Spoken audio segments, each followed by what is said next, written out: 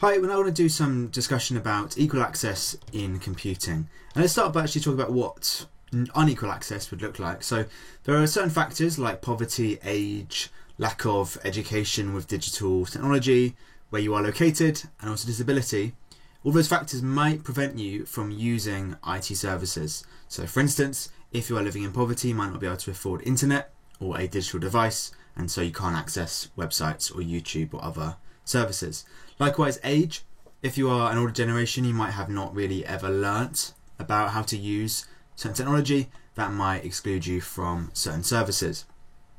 And we've talked before about location and how if you are living in a rural area or a less affluent country, you might not have access to nearly as strong internet connectivity as in a city in a well-developed country.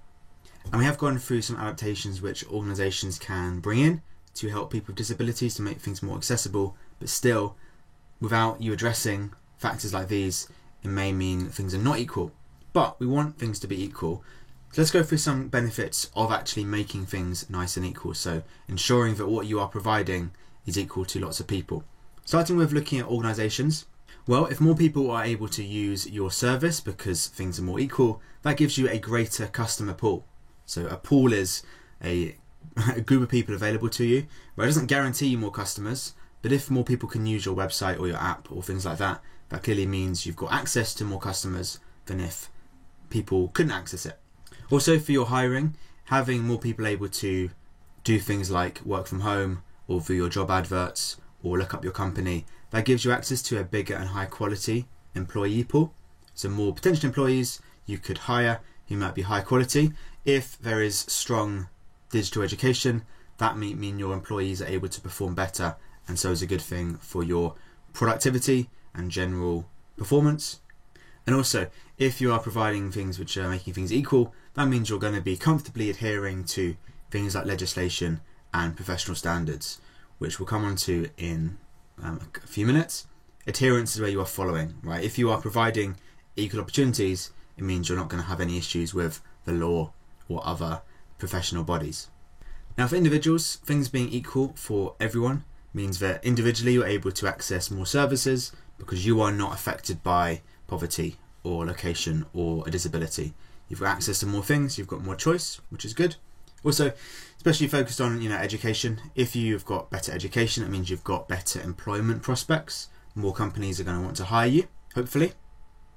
But for society, generally speaking, as a society, as a country, as a community, it's good for us if things are equal because it leads to a generally higher performing economy. If there are more jobs, that means more people are well paid, and it means more tax revenue. So tax will pay for things like the NHS, for schools, for public services. That's a good thing. If the economy is doing well, that means the country can benefit from it. And of course, the economy is very complex and there are lots of factors, but if you have equal digital access, that can definitely be a driver of this. Now let's talk about that legislation a bit more. So discrimination is a term I'm sure you've heard, not a very pleasant concept, of course. This is when you're mistreated because of a protected characteristic. So something about you which by law you're not allowed to be mistreated because of. So these are things like disability, sexuality, religion, race, and other ones as well, gender as well, but there are some more. Now, it's against the law to discriminate based on these. So the law in question is the Equality Act from 2010. It's worth just knowing that. And so if an organisation or a person discriminates because of one of these things and it's proved in court, they can get into trouble legally. So it's a piece of legislation, it's a law. Now, I think very few people or organisations want to be discriminating for lots of reasons, but it can be hard to think of ways to be more fair and to improve equal access. And so to help with this, there may also be some professional guidelines or what we call accepted standards presented for an industry. So for many industries, like healthcare, like education, like the media, there are professional bodies set up to support people working in those industries.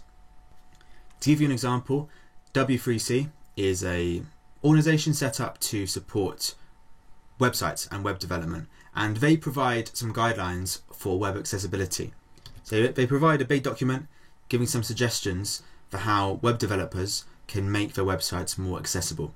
So guidelines are not things you have to follow, but they're designed to help you figure out how you can make things more equal and ensure you don't fall foul of discrimination laws, for example. These can be really helpful if you're not quite sure where to begin in improving your equal access.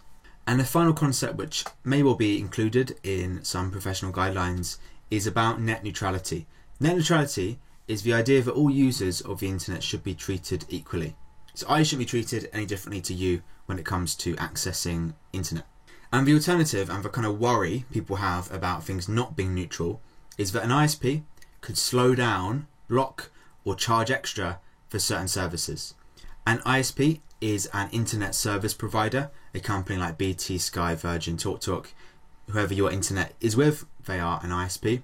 And because ISPs have got quite a lot of control, people are worried that maybe one of them could decide to charge more for accessing YouTube, or charge more for accessing Amazon, or get paid by a big company to speed up their connections. And so this may all be unfair to smaller organisations. If you can picture a massive internet company paying one of our ISPs to give faster download speeds just for their website, that would be unfair to a company just starting and trying to compete with bigger companies. So the idea is that, or the worry is, that the market could become a lot less competitive if net neutrality doesn't continue. Now what that means is smaller companies cannot really do much, they cannot really survive in the market, but often for customers it means prices go up and sometimes quality goes down. Now streaming companies are often given as examples in this because streaming, things like movies and TV shows, takes up a lot of data. That's called bandwidth.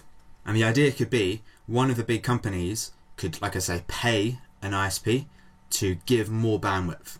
So let's say, hypothetically, Netflix were paying Sky to have faster download speeds only for Netflix, maybe even to slow down something like Prime Video.